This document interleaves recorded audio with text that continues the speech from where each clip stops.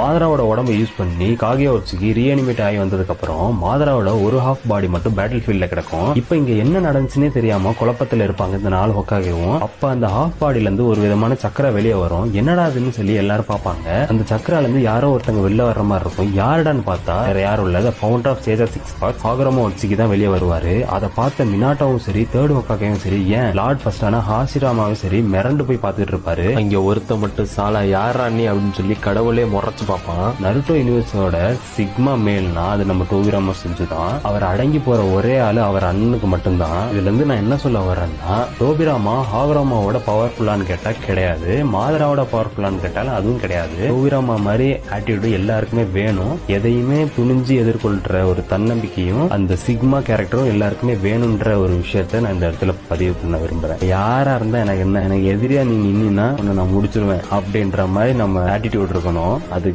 முழு